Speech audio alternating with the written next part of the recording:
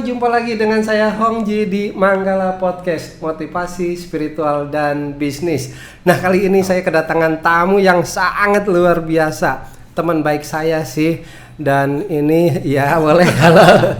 Dan juga guru saya sih sebenarnya, ini atasan saya juga ya. Jadi luar biasa, makanya saya bilang ini salah seorang, tahu nggak, GM loh di salah satu perusahaan yang luar biasa. Untuk kita kenalan dulu ya dengan Romo Simabudi ya. Halo, apa kabar Romo? Iya, Hongji. Baik. Gimana nih kabarnya Hongji nih? Makin mantep. Terbiasa nggak pakai ini Romo? Nggak biasa. Enak ya? Nggak biasa ya? Kayak di planet gitu. Astronot. Jadi tambah ganteng loh dia. Iya, jadi tambah ganteng gitu. Thank you. Mau lagi sibuk apa sekarang nih, Mo? Biasalah di perusahaan kan lagi COVID-19 juga nih. Ya, Ada WFH? Ada sebagian. Oh, sebagian. Tapi gaji mah nggak dipotong dong. Potong. Nasib katanya.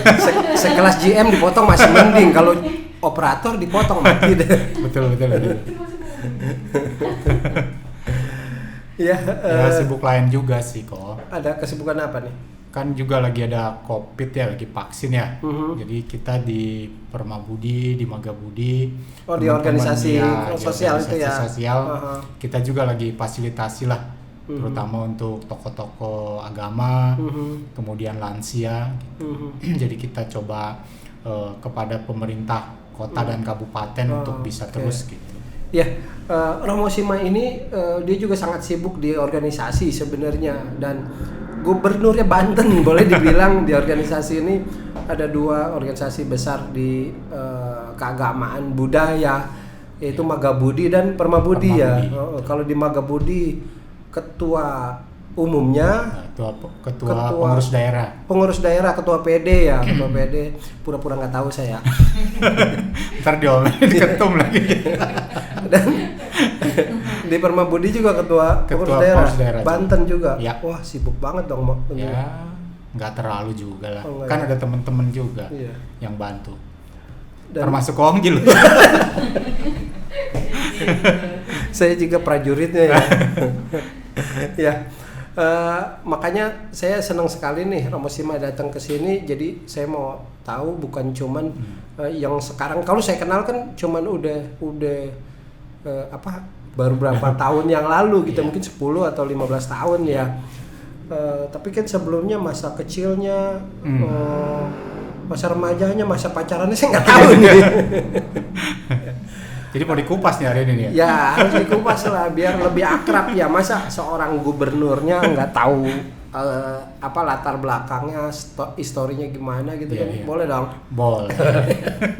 Udah kayak mangga aja dikupas. Tapi kalau saya lihat sih nih Romo Sima nih orangnya apa ya? Kagak bisa marah gitu. Gitu ya? Iya. Ya saya kenal kan kayak di organisasi banyak masalah pasti ya. Tapi ada aja lah. Iya, itu apa ya? Ada resepnya apa? Mau minum jamu apa gitu sih? Kok bisa lancar gitu? Jamu sabar namanya. Sabar ya. Harus tuh ya. Iya. Ya sebenarnya sih dulu saya termasuk orang yang pemarah juga, lagi masih kecil ya. Jadi kadang-kadang ya ambekan gitu kan. Kalau orang Tangerang sih sekarang masih gitu. suka ngambek nggak? Ya, cuman sekarang lebih bisa mengontrol lah. Ya kalau dulu dikit lah ya. Ya sedikit. Bocor-bocor tetap ada. Ya kalau dulu sih agak ya ketika belum terlalu paham ya mengenai terutama keyakinan kita di Buddhis, ya masih marah kepada orang-orang, kepada sekitar tuh masih sangat dominan. Ya. Teman masih muda kan, jiwa muda. Ya.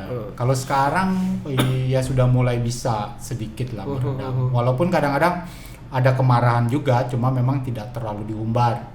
Ya kemungkinannya bisa kan dikendaliin lah ya. Biasanya sih kita dengan perenungan saja sih. Ya. Apa tuh perenungan? Perenungannya kan semua pasti berlalu. Oh. Ya, jadi mau kita sabar dan sebagainya kan semua pasti berlalu. Jadi kadang-kadang kalau lagi marah ya paling diredam lah. Kenapa sih kok bisa saya marah? Katanya ada ya kalau marah tarik napas. Iya. Tapi jangan lupa dibuang ya. Iya betul. Kalau mabok ya. Kalau saya dulu lagi kecil awal-awalnya lagi marah gitu. Biasanya saya sih biasanya ke WC kok. Toilet. Iya. Wah, ini dengerin nih. Iya. Antik nih. Jadi saya kalau lagi Marahnya marah, diacak-acak biasanya kan marah- WC-nya? Enggak. Oh enggak. Kepalanya dicelupin ke Oh, air. iya. Jadi kan kadang-kadang kan kita muka panas kan. Muka panas, kemudian merah gitu kan marah. Biasanya saya celupin ke air tuh. Tapi Oh. bener kok kita dibilang, Iya. jangan lupa bangun.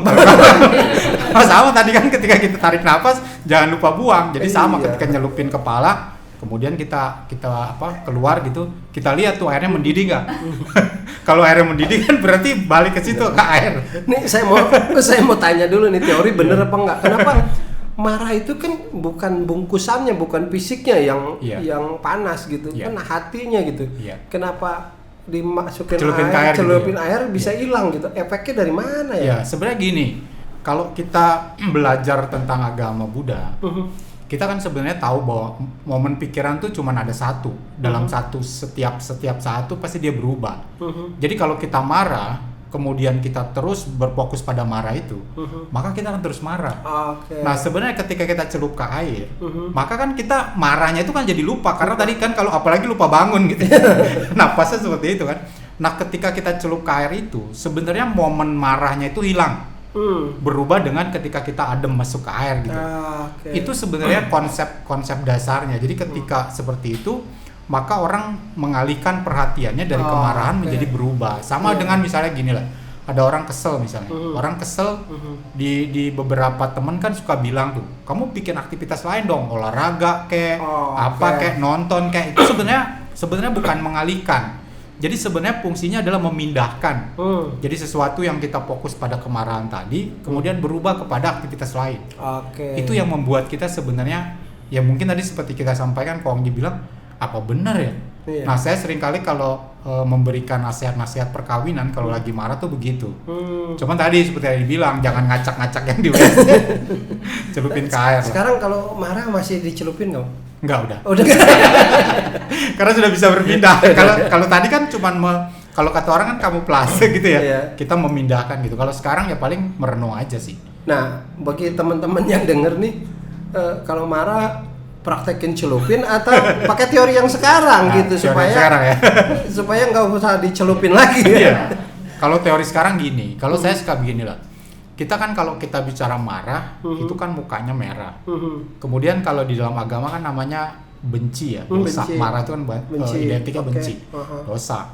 Nah kalau kita lihat lagi ketika hubungannya dengan dosa, masuknya neraka. Kalau orang meninggal tuh neraka. Oke. Bayangin kalau kita lagi marah, kemudian mati, ngedadak jantung mati gitu, masuknya mana? Neraka. Maka ketika konsep seperti itu, ngapain saya marah? Betul. Kan saya nggak mau masuk neraka. Betul. Itu satu. Konsep kedua kadang-kadang tadi yang kita bilang, semua pasti berlalu.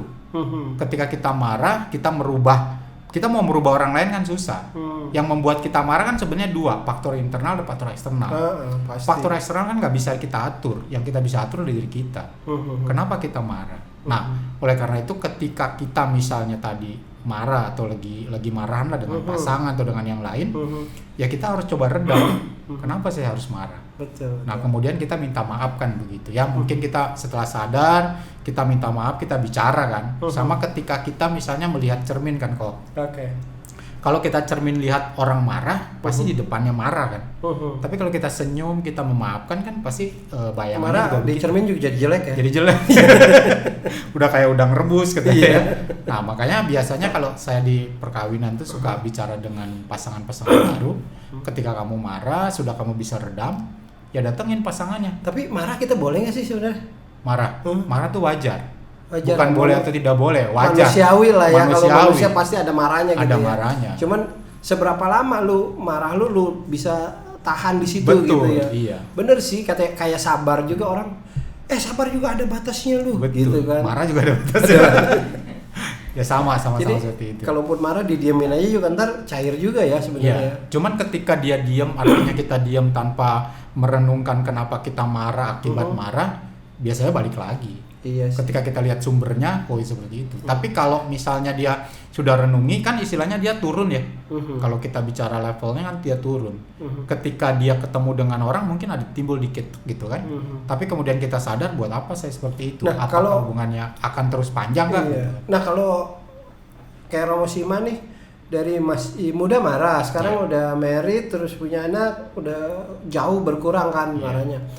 Lah perubahan itu karena orang tua itu jadi bijaksana atau karena kenapa gitu?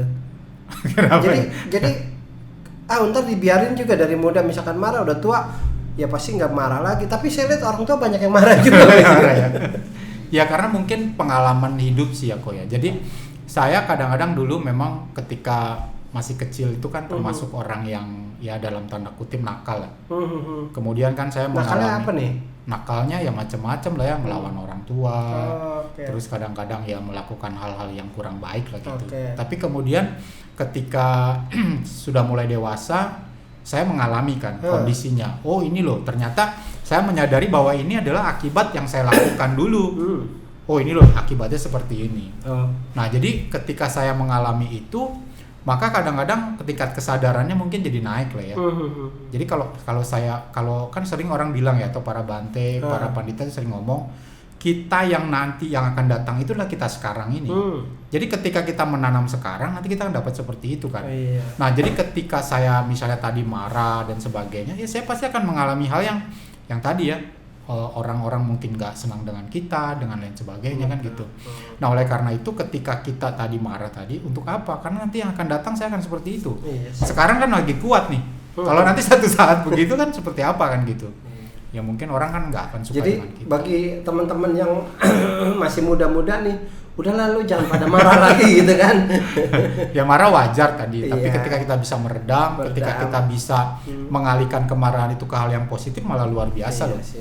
Gitu. Oh, tapi itu kan dari muda kayak gitu kan, kehidupannya itu lingkungan dong ya, lingkungan ya. Dan ketika sudah lebih dewasa itu waktu-waktu berubahnya, waktu masih masa pacaran, apa udah married atau kapan tuh? Berubahnya. Iya, berubah jadi baik gitu. Berubahnya kapan ya? Ya sebenarnya sih bertahap lah ya, seperti yang tadi disampaikan. Memang ketika saya waktu itu sih sebenarnya kejadian-kejadian setelah menikah begitu, kemudian terjadi hal-hal yang dulu saya punya rumah sempat di Regensi kok. Regensi Tangerang ya. Tangerang ya. Karena siarannya ini internasional jadi Tangerang.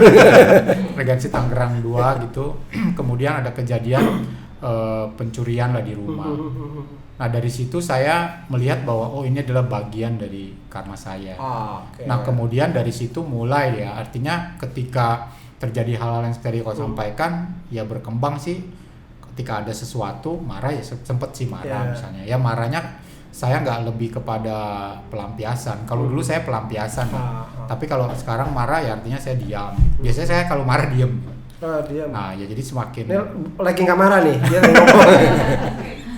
Jadi kalau saya marah biasanya saya diam, saya ngikutin ya udah pelan-pelan ya mungkin seperti tadi itu. Jadi mulai dari menikah, kemudian setelah makin kesini makin banyak belajar, ya sudahlah. Artinya ketika ada sesuatu ya sudahlah. Itu mungkin bagian dari saya kan begitu. Jadi terimanya kadang-kadang demikian. Saya pikir dulunya baik, enggak ya. Saya bersyukur dulunya bandel, sekarang bandel, artinya nggak jadi bandel. Iya, jadi nggak bandel ya. Bagus sih emang. Itu berarti married kapan sih married? Married tahun 95. 95. Itu udah nggak bandel dong ya? Bandel nggak ya? Kudu tanya sama istri itu. Nah, rasanya dibohongin kali pasti. Pasti pura-pura jaim lah, nggak tahu lah. Iya. Itu pacaran dijodohin atau? Ketemu di wihara. Oh ketemu di wihara. Oh ke wihara itu nyari pacar. Iya. Itu sampingan kali. Rata-rata gitu. Ada kegiatan kan ya, biasanya. Mau ke wihara, mau ke gereja, mau kemana gitu. Kalau udah dapet pacar terus married, udah Anda tuh ke wiharanya. Untungnya kita enggak. Iya. Kok Jadi enggak? jadi gini sih, kalau dulu kan kita lagi masih remaja ya di tahun-tahun 95 itu banyak kegiatan sih kok di wihara kan. Sekarang juga saya lihat ada beberapa wihara kan yang demikian. Makanya saya kadang-kadang suka bilang kepada teman-teman terutama di remaja, ayo bikin aktivitas yang lebih deket gitu kan. Karena sekarang kan kadang-kadang begitu begitu selesai kebaktian, puja bakti, pulang langsung. Nah sebenarnya kalau dulu kan ada kegiatannya, ada vokal group, ada tari-tarian. Kalau dulu kan di Tangerang tuh setiap Waisak tuh biasanya kita adain perayaan Waisak. Itu bisa 1 bulan penuh tuh pentas.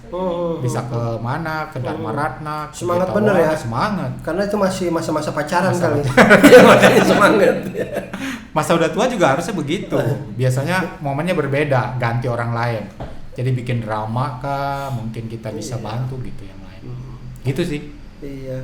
Nah, karena saya nih ngobrolnya sama Romo, ya udah omongannya nggak jauh-jauh dari itu agama mulu Gitu juga ya? Romo ya.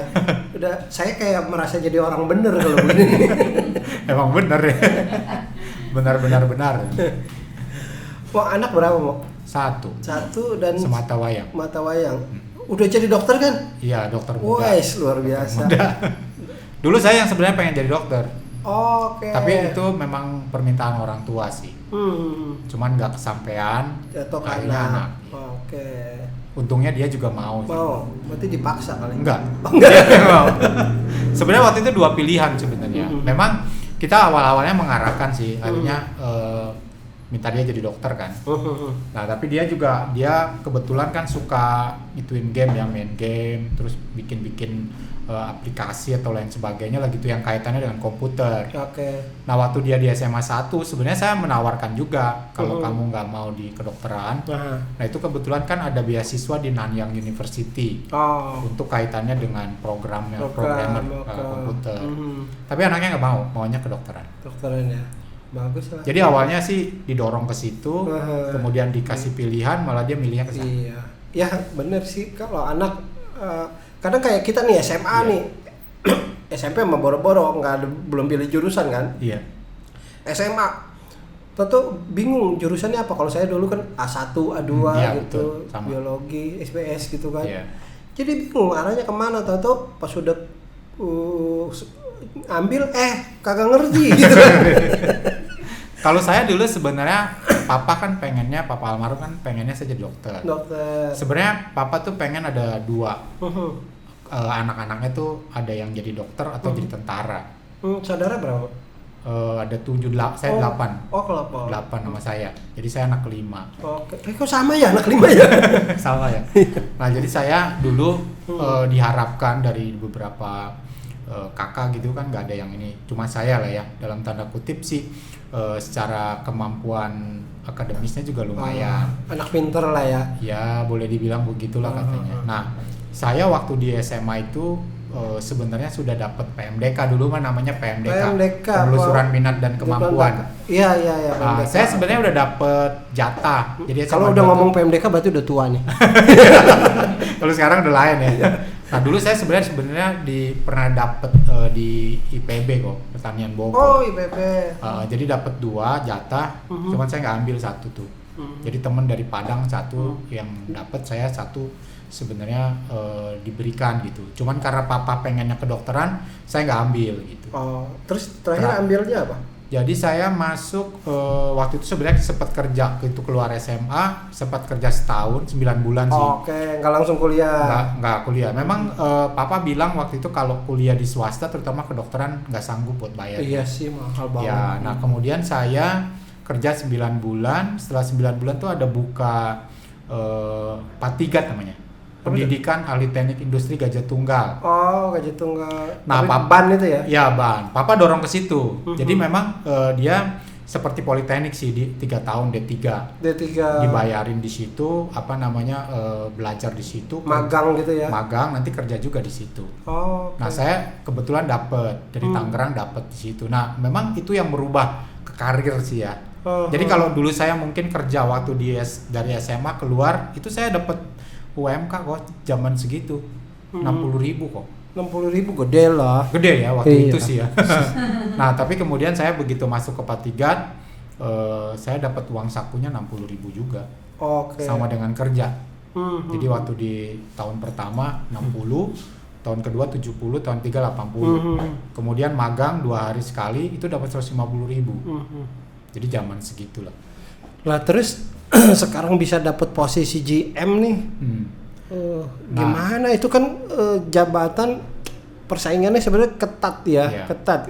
Kalau orang dagang sih kita mau selaku apa bisa bebas gitu, kalau lu mau siapapun bisa berusaha. Tapi kalau kerja itu nggak tahan kan, banyak pesaingnya dong yang Iya, mau iya. posisi itu. Iya. Nah supaya nyampe gitu gimana? Ya, saya juga bersyukur lah. Artinya gini, saya melihat bahwa dulu ketika masih di Jetawana ya, Jetawana tuh saya waktu awal wihara itu ya? wihara. Waktu Oke. awal-awal, jadi saya tuh mengenal agama Buddha sebenarnya pada saat kelas 5. Kelas 5 tahun 80. Tahun 80-an. 80-an. Tahun 80-an saya mulai mengenal agama Buddha. Kemudian di SMP itu saya mulai belajar organisasi di Wihara Jetawana. Waktu itu diasuh oleh Romo Owang Bulimala, Cek Angwi almarhum. Oke. Nah, beliau itulah yang mendidik saya untuk di organisasi. Kemudian saya jadi ketua remaja di Wihara Jetawana. Di situ mulai ngelatih kepemimpinan, leadership. Kemudian mulai kita belajar ceramah, belajar mimpin. Nah, Di itulah situ yang juga. itu yang membuat mungkin jiwa kepemimpinan kita tuh mulai terlatih. Itu juga kelihatan ada salah satu cewek yang naksir jadinya gara-gara Belum lah begitu. waktu. Oh belum. Ya, setelah masa kedua lah ya, waktu itu Oke. udah cukup lama baru istri ikut masuk. Ya waktu itu mulai kenalan. Dia dan dulu sebagainya. yang naksir atau Romo yang nembak? Dua-duanya. Ya, jadi Mesti konfirmasi. harus konfirmasi ya. Nah, jadi dari situ saya mulai belajar. Kemudian sebenarnya waktu saya di Gadget Tunggal, setelah Gadget Tunggal kan ada masa dinas. Nah, tahun 96 saya keluar. 96 saya keluar pindah ke pabrik Spon. Epa Spon yang buat bikin alas-alas sendal kayak karpil Oke, gitu. ya. Di situ saya udah jadi manajer unit sih. Nah, itu udah Sudah manajer. mulai jadi manajer unit. Yaitu dimulai dari tadi tuh, dari apa yang kita belajar tentang kepemimpinan di wihara dan sebagainya. Jadi ada korelasinya ya, ada Ya, modal dari jadi situ. modal ya. dari situ. Jadi Makanya modal benar percaya. juga sih kalau kita berorganisasi itu bukan cuman ngisi waktu luang doang. Kalau benar-benar kita jalanin, kita jiwai gitu ya. Betul. Itu bukan buat apa ya, di lingkungan itu sendiri, organisasi itu sendiri ya. Betul. Sebenarnya pas di Bisa kerjaan buat, juga ya. kepake. Pakai, sangat kepake. Nah, waktu itu makanya kemudian saya pindah ke beberapa tempat. Tahun 99 kan saya mulai masuk ke Onyx ya, Presindo Sentral. Onyx yang produksi piring-piring gitu ya? Ya, piring-piring Oke, melamin, oke, plastik. melamin. Saya waktu awal di situ sih menjadi kepala bagian. Itu Kepala tahun berapa, bagian. Mo? Tahun 99. 99. Oh, Jadi berarti kepala udah lama ya? bagian, Sampai ya. sekarang masih kerja di situ? Masih. Wow. Jadi kepala bagian di sana di bagian plastik. Eh, Waktu itu percobaan 3 bulan langsung diangkat jadi manajer. ah, Ya, jadi bukan awalnya kan diterima di kepala bagian tapi kemudian dia jadi manajer. Nah, berjalannya waktu ya nggak tahu lah ya, mungkin bos ngelihat bahwa tadi ya kepemimpinan kah, kemudian loyalitas kah, kerja keras dan lain sebagainya. Ya itu yang membuat saya mungkin kepilih terpilih lah. jadi. Oke. Jadi intinya kalau kita mau di posisi yang tinggi, ya kerja jangan bentar-bentar udah ngeluh duluan. Ya. Tuntutannya banyak, waktunya pulang ya tenggo langsung pulang, datang Ya. telat gitu. Iya. Pengen langsung naik jadi GM, nggak mungkin kali ya. Iya. Nah dari situ mungkin teman-teman karena sudah panjang melakukan sesuatu terus Yeah. kalau istilahnya kita tanam terus gitu ya kebaikannya. Jadi juga Jadi dapat juga, ya. Iya. betul. Ada mungkin kan kita ketika bicara tadi, seperti yang disampaikan kan, saya mau coba nih, tapi kemudian kita nggak sabar dan sebagainya, itu kan juga problem ya. Artinya ketika kita terus melakukan tanpa pamrih lah awalnya ya, kemudian kan ketika ada kesempatan itu yang mungkin bisa diambil. Iya sih. Itu Pokoknya sih yang kita kelihatannya pokoknya seperti kita itu. siap aja gitu Betul. ya. bukan berarti juga ya sabar Ya. tapi harus melakukan sesuatu lah ya. Betul. Oke. Wah, luar biasa ya. Tapi ceritanya jadi GM itu nggak gampang juga sebenarnya, perjalanannya panjang ya. Panjang, Panjang banget. Ya kalau kita udah punya kemampuan, sebenarnya ketika punya kemampuan, kemudian kita belajar untuk bisa menerima apa adanya ya. Kemudian juga ketika kita juga harus tahu sebenarnya kok kalau misalnya kita punya pimpinan kan, walau bagaimanapun kan kita bekerja pada beliau kan, bukannya beliau kerja kita kan gitu. Jadi kita harus tahu seleranya dia atau ininya seperti itu. Nah ketika seperti itu kita harus mulai bisa menawarkan gitu. Betul. Jadi kan bos kan pasti berpikirnya gini, lu kan kerja buat gua, jadi kalau ada apa-apa lu kasih dong, bukan minta, Pak ini saya begini nih, boleh nggak menurut bapak gitu. Itu kan nanti yang ngambil keputusan dia kan. Nah biasanya kalau pimpinan tuh sukanya adalah kita memberikan pilihan. Oke. Jadi kita memberikan, misalnya dia punya satu rencana nih kayak gini. Nah kita bikin plan A, plan B, plan C, kemudian kita bicara kan, ini plan A, plan B, plan C-nya. Menurut saya tuh begini. Nah kalau bos bilang oh harusnya begini, ya kita coba bisa sampaikan kan. Oke. Nah ketika nanti misalnya pimpinan mengatakan saya maunya yang kayak gini, padahal kita nggak suka yang itu misalnya. Ya kita mungkin bisa sampaikan di awal, yang ini resikonya begini loh Pak, yang ini resikonya gini loh Pak. Kalau ini ya tapi ketika diputuskan seperti itu ya kita harus jalankan. Tapi ya artinya dengan sepenuh hati bahwa ini akan kita lakukan, bukan itu bos sih yang salah gitu, bukan. Ketika diputuskan seperti itu kan kita yang bertanggung jawab juga. Iya. Nah seperti itu namanya bos ya. Iya. Tuh, ada bocorannya gimana mau naik jadi GM begitu. Harus pintar, bukan ngejilat ya. Tapi memang punya skill ya untuk seperti itu. Tapi dulu saya pernah ngambek loh mau waktu kerja. Saya pikir gini, saya kan udah jadi leader nih, kurang lebih karyawan saya di bawah saya anak buah 400-an ada, 400 sampai 500 lah ada. Itu di perusahaan elektronik ya. Nah terus ya makin lama bekerja kan biasa lah tuntutannya makin ada gitu. Betul, ya. Jadi ketika itu saya merasa sombong nih. Nih kalau gue tinggal berantakan nih, karena saya dari A sampai Z saya tahu gitu produksi itu. Kalau enggak nih berantakan, udahlah gaji nggak naik apa, gue berhenti lah gitu. Kita paling berantakan gitu. Tapi ternyata enggak lu. Paling sehari 2 hari dia jalannya nggak bener gitu kan. Lah kan dia bayar orang lagi dia sama bos. Nah jadi artinya saya di situ saya sadar juga bahwa dimanapun kita sebenarnya kita harus bisa menempatkan diri. Jadi jangan karena ngambek, marah dan benci gitu, toto berpikiran biar lu berantakan. Ternyata enggak lu. Akhirnya yang kecewa saya juga nggak dapat kerjaan. Ya itulah, itu bukan kan jadi sesalnya kan belakangan. Kan gitu. Memang kita ngerasanya wah ini saya udah paling inian. Enggak sebenarnya. Karena kalau walau bagaimanapun beliau kan pasti tahu ya ketika misalnya seperti itu dia bisa bayar profesional yang iya pasti. Makanya sekarang dimanapun saya ya kayak Romo lah tadi jadi sadar gitu kan. Jadi bener juga karena ya pengalaman. Kadang memang harus punya pengalaman kayak gitu sih baru kita berubah. Tapi kalau udah yang denger karena udah ada contohnya ya jangan dicontek kayak gitu lah, nggak benar. Jangan dicoba lah ya. Jangan dicoba lah. Belajar dari pengalaman orang lain aja. Iya. Betul. Tapi belakangan kan saya jadi selalu compare dengan diri saya yang sebelumnya. Sekarang harus lebih baik lah gitu. Jadi contoh lah kalau saya punya komunitas misalkan di organisasi keagamaan, di situ saya bisa nih ngerjain apa gitu. Dan itu juga saya berusaha nggak karena gua nih nggak gitu. Kenapa? Karena memang bukannya organisasi itu yang perlu saya, tapi saya perlu organisasi itu buat tempat saya tuh ada kerjaan, berkreasi, berkarya kayak gitu, ngebantu. Ya udah, kalau misalkan udah ngebantu terus saya merasa gara-gara gua nih dananya jadi banyak, itu besoknya saya akan kecewa ketika saya nggak dapat reward apa-apa gitu.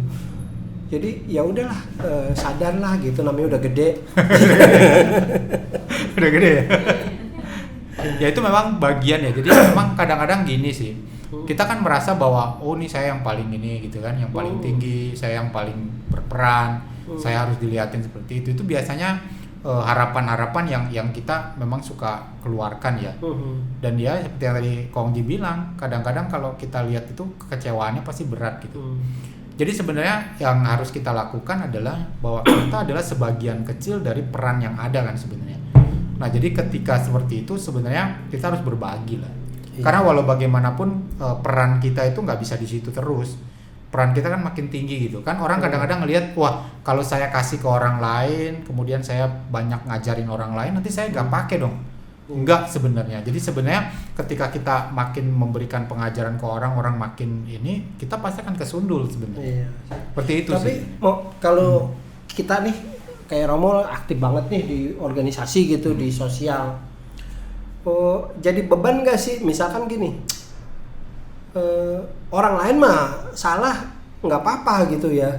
Kalau kita salah sedikit aja, lu rajin ke beragama, beribadah kok kayak gitu lu, padahal kita salah dikit doang gitu ya. Udah kayak gitu, jadi beban nggak? Kalau dulu kadang-kadang saya juga mikir begitu sih. Kok kita jalanin kayak gini, menurut kita udah bener, tapi tetap disalahin kan. Lama-lama sih saya merasa biasa lah. Cuma memang kadang-kadang keluarga, ya istri gitu ya, terutama ya biasanya kan suka lihat, kok kenapa sih kayak gitu. Nah paling saya biasa bilang ya udahlah, memang itu riak-riak organisasi ya seperti itu. Nah memang ketika kita lari kembali kepada diri kita pasti kecewa lah, sama dengan pekerjaan tadi kan.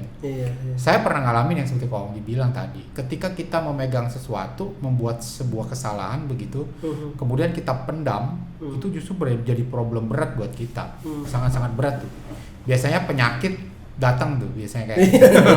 Ya dulu saya pernah juga ngalamin, walaupun sebenarnya bukan dari sisi pekerjaan ini ya, maksudnya saya buat kesalahan tidak, tapi kadang-kadang di alam bawah sadar kita nih, kata orang itu yang membuat kita kok kayaknya nggak enak gitu. Itu yang bisa menyebabkan penyakit.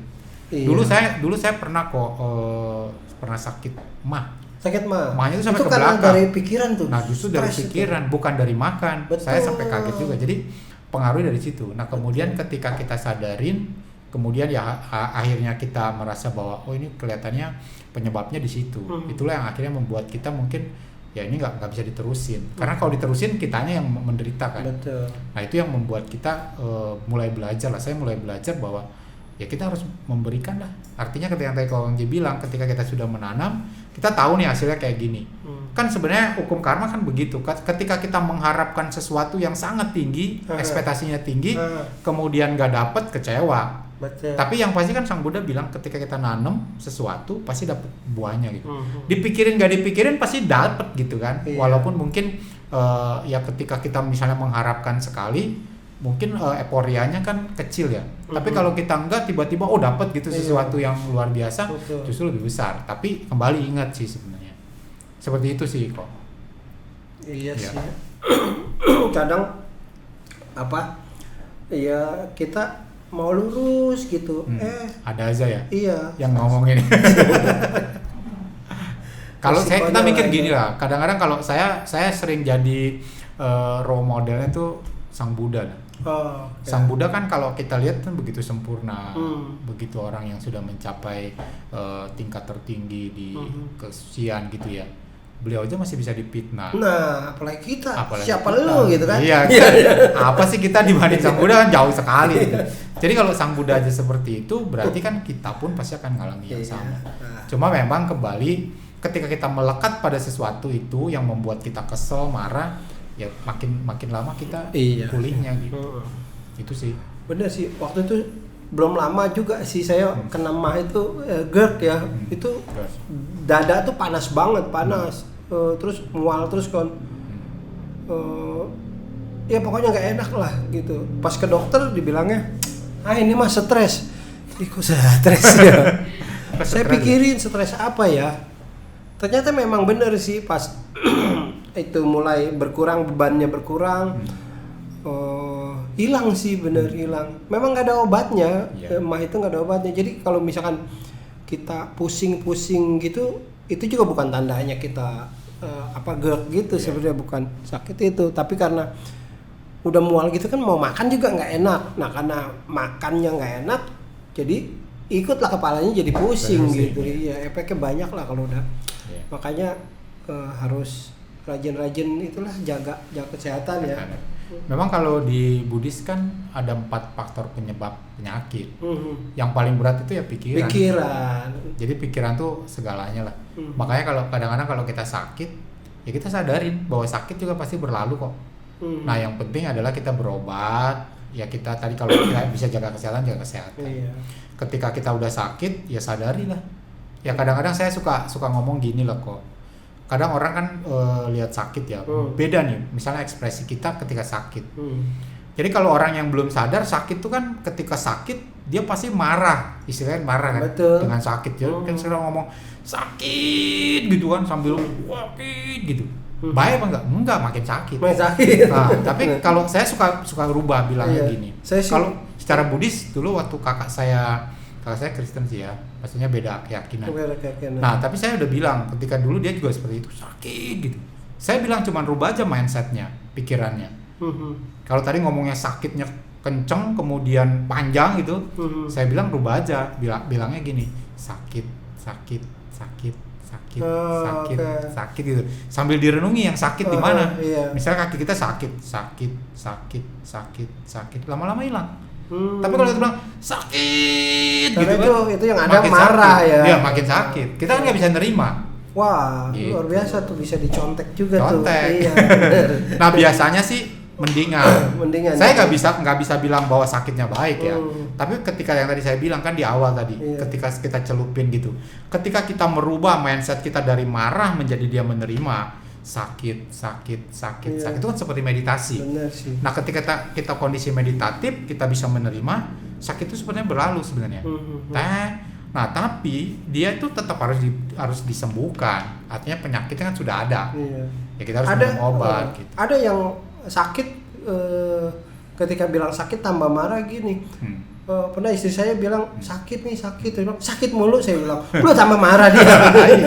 Karena biasanya kalau lagi begitu pasti kalau kita misalnya orang lagi kondisinya ngedrop banget kan, harusnya kan kita bantuin lah, walaupun kita nggak ngerti juga pura-pura aja gitu. Pura-pura ya. Tapi biasanya kalau kita nasihatin juga gitu, kata dia. Lu mah gak ngerasain, gue sakit. Kalau perempuan lagi ngomong udah kita diamin aja. Panjang dia mah. Mendingan dilus-lus aja gitu. Udah iya aja, pokoknya iya aja. Kalau enggak mati kita. Benar enggak, Om? Betul. Benar. Ya harus sabar-sabar. Tapi kayak kadang kita usia yang segini nih, saya sama Romo beda berapa ya? Beda 2 tahun kali ya. 2 tahun. Saya sio monyet. Setahun. Setahun. 68 ya, tapi nggak kelihatan 68 sih, kayak 67 lah. 65. Ya kadang kalau lagi sakit dikit aja, apalagi suasana kayak sekarang nih lagi COVID gini, ngerasa panas dikit aja, aduh kacau nih. Jangan COVID. Iya. Terus makin kayaknya deket, aduh kok napas gua gini sih gitu. Kok makin pelan ya, makin sesak gitu kan. Saya sampai mah ini kenapa ini? Nggak tahu. Iya cuma pikiran doang, pas udah apa dibebasin aja gitu. Kadang dengerin musik yang nyantai gitu. Udah bisa hilang tahu-tahu. Padahal mah yang namanya mati aja. Wajar lah ya mati. Tapi kalau masih pikiran mati mah jauh kayaknya. Ya kata orang tua kan begitu. Kalau masih ngomong mati biasanya lama. Kalau diomongin baru ya. Tapi memang ada sih usia di mana pada saat kita menginjak usia tertentu, kekhawatiran, ketakutan itu ada, pasti saya juga ngerasain gitu. Kok serem banget gitu ya. Apalagi pas masuk 50 karena kadang kan ngedenger omong-omongan orang yang mitos. Umur 50 hati-hati lah, apalah gitu. Jadi kepikiran gitu, mau 50 nih bahaya nih. Kalau di tradisi dulu sebenarnya umur berapa ya? 40? Salakau kok katanya. Nyebutnya salakau. Dulu saya 29. Oh, 29. Saya 29, pernah ngalamin. Dan memang kan kalau orang kadang-kadang kan kalau yang di tradisi kan suka lihat di ini gitu ya. Oke. Suka lihat gitu kan, ngelihat ini ada kejadian gitu. Tapi saya pernah ngalami juga memang. Itu usia 29. Bener ya? 3 kejadian. Jadi waktu itu istri saya lagi hamil 3 bulan, 6 bulan, 9 bulan. Nah itu kata orang kan salah kau ya. Terus kemudian 3, 6, 9. Itu kan katanya angka jelek katanya ya. Nah jadi waktu 3 bulan usia kandungan istri itu kita pernah kejadian keserempet mobil. Jadi jatuh. Nah jatuh, istri kesenggol mobil ya, pinggulnya. Nah kemudian akhirnya jadi saraf kejepit istri. Nah saya waktu itu kejadiannya begitu kejadian kita bawa ke rumah sakit, yang dipikirin kan ini kandungannya lah, iya. Gak masalah kan gitu, aman. 6 bulan, usia 6 bulan itu kejadian kedua kok, ditodong orang di Kalideres. Awalnya sebenarnya kita udah menghindari. Jadi waktu itu kita naik Kopaja, begitu naik dikasih tahu sama Kenek. Tapi terhindar.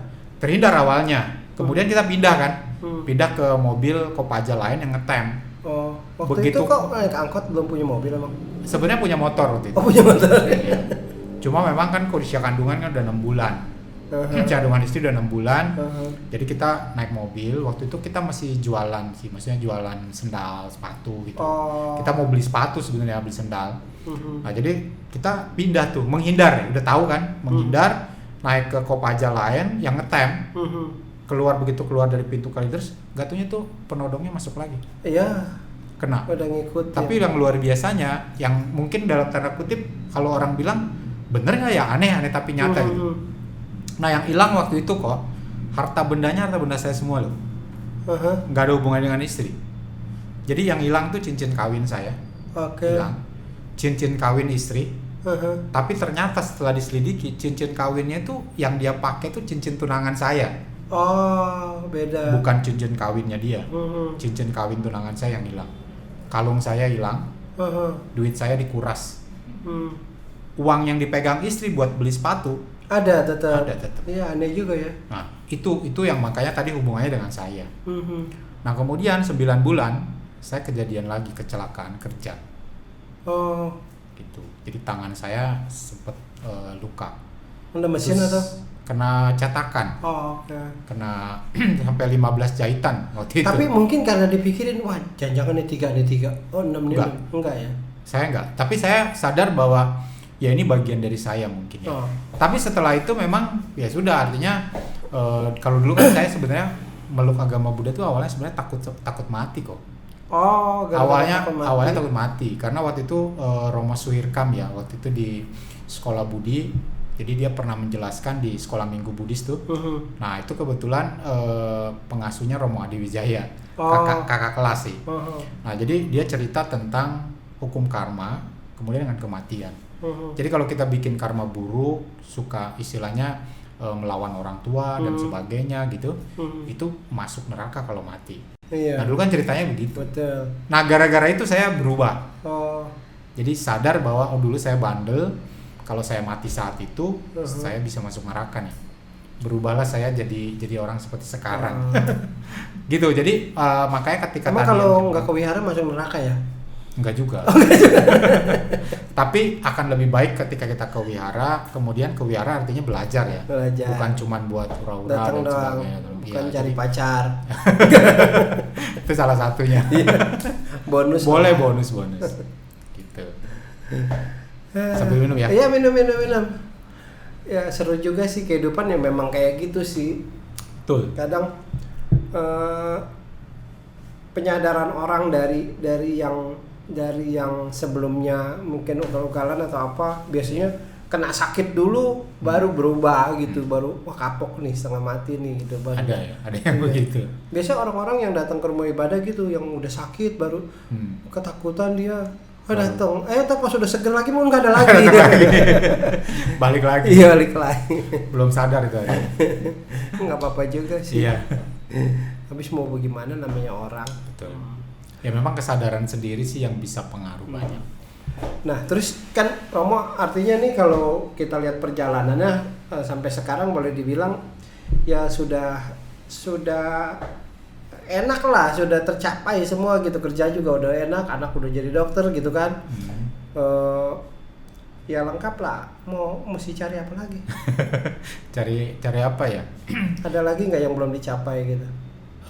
Memang sebenarnya dulu jiwanya saya tuh sebenarnya lebih kepada hal mengajar sih ya. Oh, ngajar. Ya jadi pengennya tuh belajar kemudian mengajar. Oke. Jadi memberikan ya semacam pengalaman lah, cerita-cerita begitu. Nah makanya seperti yang tadi Kong Ji bilang ketika diundang di podcastnya Kong Ji ini luar iya, biasa podcast nih. keren nih. Kita bisa belajar ya, belajar gitu kan. Nah saya juga pengen kita cerita lah, cerita-cerita yang ringan yang mungkin orang bisa terinspirasi, Iya, kemudian benar bisa sih. belajar begitu. Jadi sebenarnya kalau tadi Kong Ji bilang gitu, saya kadang-kadang masih pengen sih, misalnya kayak sekarang ketika nanti udah pensiun nih 2-3 tahun lagi. Oh, udah 3 tahun pensiun? Iya.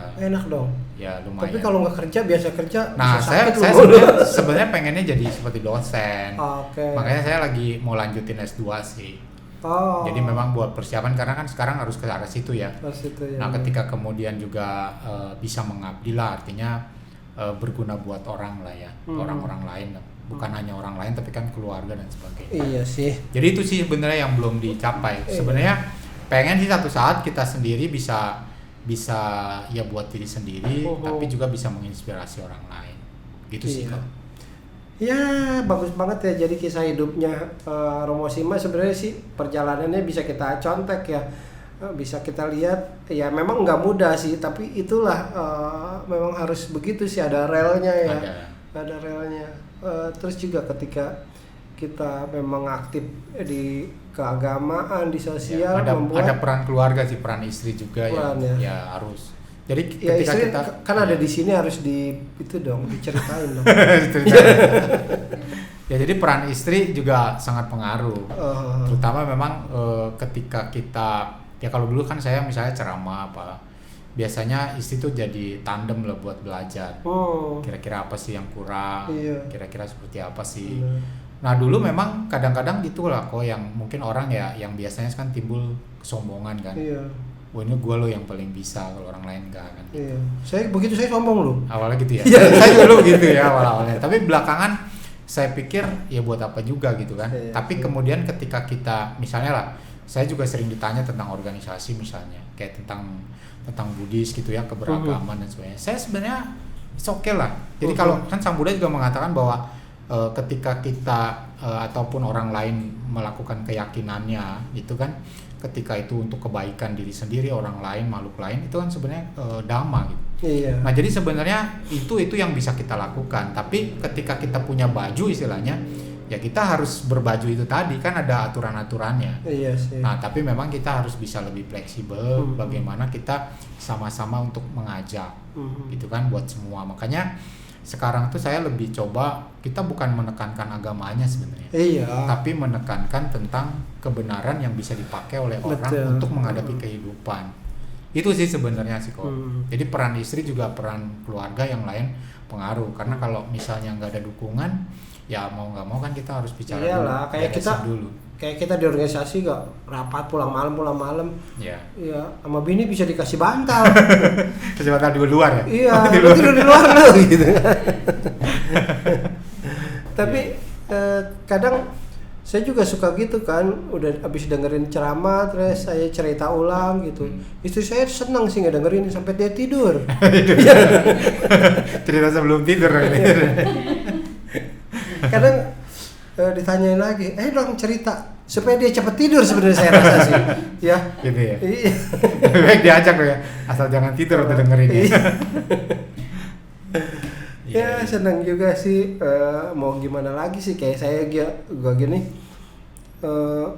apa-apaan sih nih orang udah tua pakai Gitu ya? main-main podcast segala gitu kan, cuma ikut-ikutan. Emang sih saya ikut-ikutan lah, itu kan banyak. Ikutan apalagi berbagi. iya, apalagi kayak di kita lihat artis-artis semua satu podcast, semua podcast. Podcast ya. Iya, ya karena saya artis saya jadi ikut. Artis, orang terkenal lah ya. Ikut-ikutan podcast lah. Jadi ya ikut-ikutan yang baik nggak apa-apa juga lah.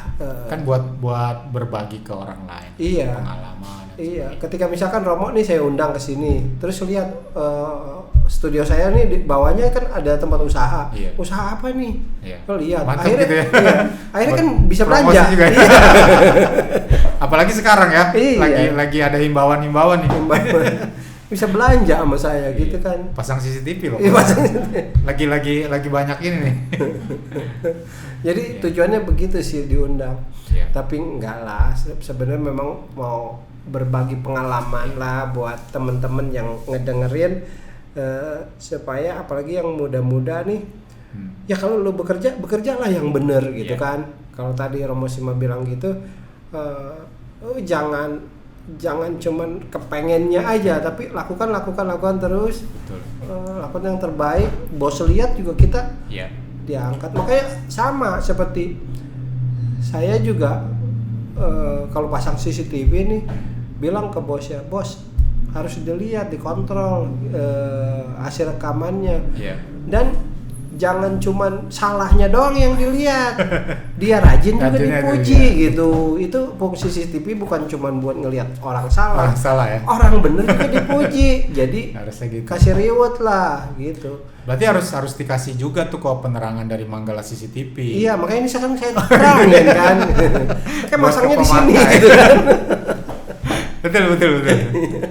Ya memang sebenarnya kalau Enggak, sebenarnya saya nggak mau jualan sih, enggak, itu tadi Iya. nggak sengaja.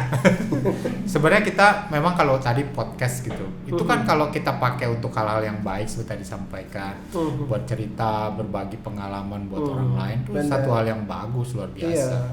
Kan medianya sekarang udah ke arah situ lah ya. Betul. Teman-teman kita juga banyak yang generasi muda kan seperti itu. Nah, cuma memang pesan saya sih seperti yang tadi disampaikan, supaya berhasil harus kenali diri sendiri dulu. Oke. Kemampuan kita tuh apa, minat kita seperti apa. Benar. Nah, kemudian dari kemampuan itulah kita mulai bisa menapak ke hal-hal yang kita harapkan. Nah, jadi ketika keinginan bisa tercapai, maka tadi find yourself kan. Temukan diri sendiri dulu. Temukan diri Kan sendiri. kita mungkin bisa lihat role model lah ya. Mungkin siapa yang kita jadikan role model, tapi tidak harus jadi seperti dia. Nah, kemudian ketika menemukan baru jadi diri sendiri. Iya. Nah, jadi ketika kita tahu diri kita sendiri, kemampuan kita seperti apa yang kita harapkan, nah itulah goal-goal yang bisa kita capai. Kalau saya yakin begitu, kita nggak akan terlalu kecewa lah ketika kita membuat sebuah goal, ketika kita tahu kemampuannya. Semakin tinggi goalnya, semakin tinggi tujuannya, kemampuan kita harus tingkatin. Betul. Nah, seperti tadi yang aku bilang kan, podcast seperti ini, mungkin dengan cara yang lain yang bisa kita lakukan. Tapi kadang orang suka belum melaksanakan aja takut bergerak satu, iya. atau belum apa-apa udah menyerah gitu. Iya. Takut gagal, udah tuh langsung menyerah gitu. Prinsipnya sebenarnya kalau saya sering bilang cerita loh. Kadang-kadang kan orang ketika bilang, waduh, saya di depan orang harus ceramah, saya di depan orang harus pidato, saya di depan orang, itu kata-kata yang membuat kita tuh langsung, wah, kok seperti ini gitu. Iya. Tapi kalau kita cerita lah, sama lah seperti misalnya Iya, sharing kayak Koko misalnya ketemu nih dengan teman-teman yang udah lama, gitu kan sharing. Gua kemarin gini-gini, gua makan di sini, tempat ini enak loh. Ini kalau jalan-jalan ke sana enak. Maksudnya ngingetin minta makan. Tapi kan kalau kita bilang, gini harus gini, nggak bisa. Jadi Iya kadang-kadang sih. cerita itu lebih ringan. Orang juga bisa menerimanya tanpa ngerasa digurui gitu kan. Iya. Kan itu cerita. Kan kadang-kadang kalau dibicara khotbah, bicara pidato, lu ngeguruin gua ya? Iya. Gitu kan. Kadang saya nulis status di Instagramnya juga, kalau kerasanya terlalu motivasi. Padahal maksudnya mah buat memotivasi diri sendiri. Cuman bahasanya kadang seperti menggurui. Nggak enak banget, nggak enak. Akhirnya nggak berani gitu nulis. Kalau di Instagram bawa sepeda tuh tujuannya gimana? Itu sih pamer.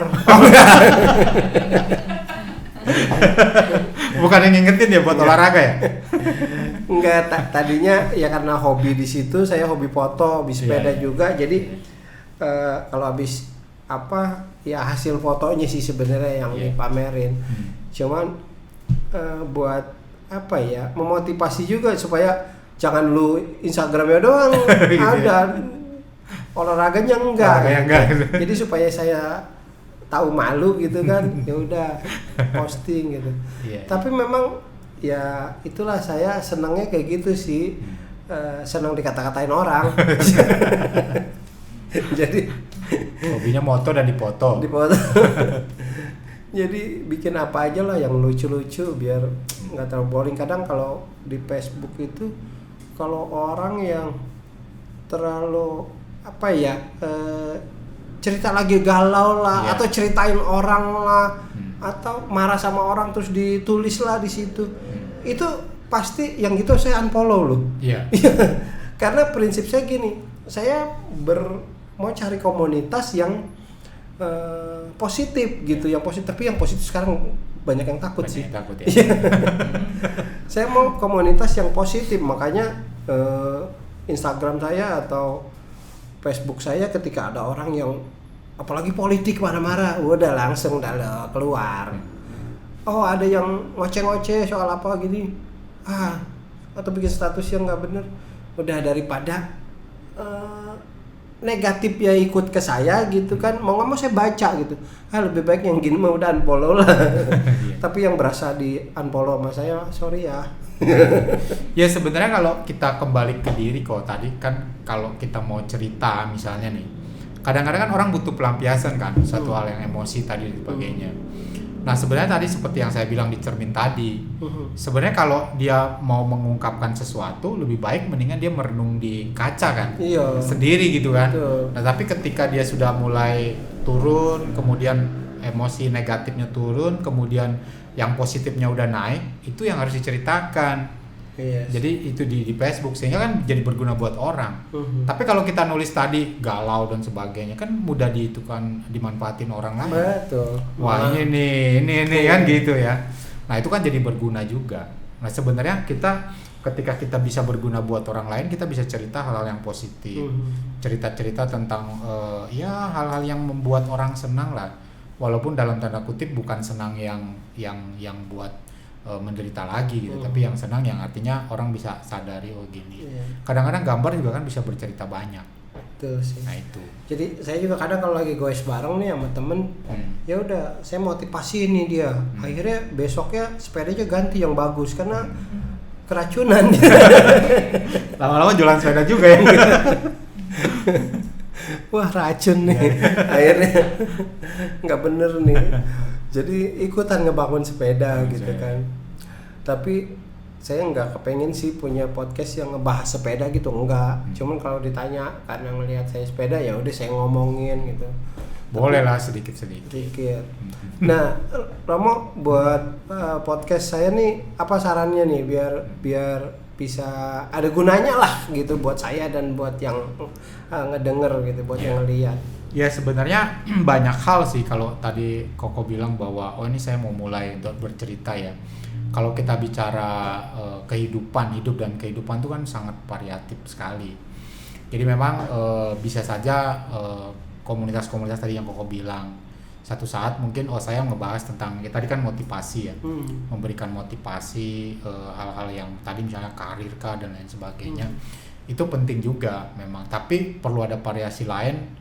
Mungkin bahkan kita bisa dari orang yang tanda kutip ya, mungkin yang kecil atau mungkin juga ini kita bisa banyak dapat cerita kok. Jadi orang-orang biasa ya gitu bisa variatif gitu sehingga orang bisa ngelihat ya ini podcast nih sangat berguna. Betul. Jadi lebih kepada bukan hanya mungkin tadi kita bicara tentang menyenangkan orang lain bukan, tetapi memberikan gambaran.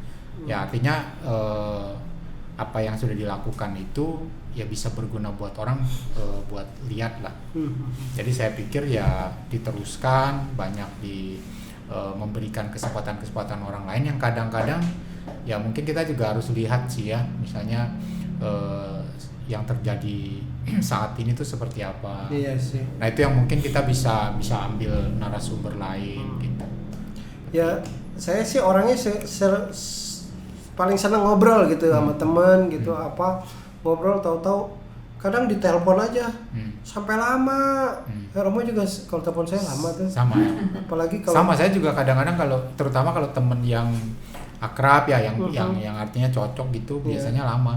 Iya lama, saya sampai habis makan sampai udah selesai istri saya bilang Pak gak kelar-kelar sih ngomong. Iya tahu udah ngobrol aja terus.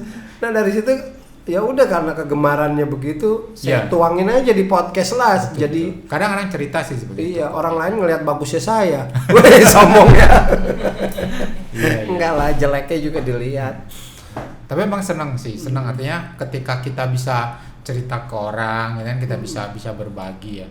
Tadi yang seperti saya bilang sih sebenarnya, ketika kita tidak bermaksud menggurui, cuma cerita, Iya. mungkin curhat, tapi juga kita mungkin minta saran, pendapat. Saran. Itu jadi sesuatu yang menyenangkan. Bener. Siapa tahu kan nanti saya bisa jadi apa ya? Istilahnya Iya. kasih saran orang tuh saya dibayar gitu. Oh gitu ya. Matre banget ya. Enggak lah, gratis lah, silakan aja, yang penting jangan lupa kalau datang bawa tentengan. Ini Ya, bentar ya. lagi kan mau liburan nih. Ya, Ada ide jalan-jalan yuk kemana? yuk. Teman-teman sih kemarin pengennya sebenarnya kita mau jalan-jalan, tadinya tur Jawa gitu Iya. kan, Bali. Cuma nggak tahu nih, dengar-dengar kan juga Agak katanya ketat ningkat sih, lagi ketat, ya. iya. Ningkat lagi. Kemarin sebenarnya udah rencana mau ke Jawa Bali. Coba. Ya, tapi kemarin dengar lagi karena mudik Lebaran dilarang katanya. Oh. Nah, ini udah mulai ketat lagi nih. Kayaknya harus kita mulai pikir ulang lah, tata ulang juga. Mungkin ya memang harus bersabar, harus banyak terapkan 5M buat semua. Seperti itu sih kalau. Iya. Ya mudah-mudahan Jalan. sih bisa jalan. Kalau sekarang perasaan bukan berkurang sih, tapi kayak kelihatan kita punya rasa takut udah mulai berkurang. kurang. Iya, Kalau betul. dulu kan wah Sangat horor takut. banget gitu Iya. kan, horor banget. Sekarang udah kayak terbiasa aja. Oh, Iya. Covid ya udah. Oh, si itu kena Covid ya udah gitu dong. Karena memang kalau dulu kan awal-awal banyak yang meninggal ya. Kalau sekarang tetap ada yang meninggal, tapi penanganannya kan udah lebih baik. Iya. Jadi orang kadang-kadang ngelihatnya, oh nggak sudah sehoror kayak dulu lah. Iya, perasaan kita juga jadi Iya, jadi udah lebih biasa. Cuma memang tetap harus hati-hati sih. Iya. Ya mudah-mudahan sih kalau ini bisa kita jalan, ya berbagi lah ya. Iyalah. Kangen Boleh, juga boleh. saya biasa foto-foto apa ini udah lama karatan nih satu kamera nggak Gitu dipakai. ya. Ya Rencana oke, saja. thank you, Mo. Oke. Thank you banget you. udah hadir di sini, Terima kasih. ikut berbagi, ikut Podcast cerita. Ya semoga lain kesempatan saya bisa undang lagi dengan Siap. tema dan topik yang Topik berbeda berbeda. tentunya ya. Siap. Jangan lupa bawa tentengan. Siap, Ya sekali siap. lagi Terima thank you kasih. banget, Mo. Thank you, Thank you. Bang. Thank you, Ya terima kasih. oke teman-teman, akhirnya kita bisa ngobrol bareng Romo Sima ini yang punya perjalanan yang luar biasa ya, teman dekat saya nih. Baru hari ini saya korek sampai dalam, jadi ketahuan deh semuanya. Oke, terima kasih, see you, bye. Bye.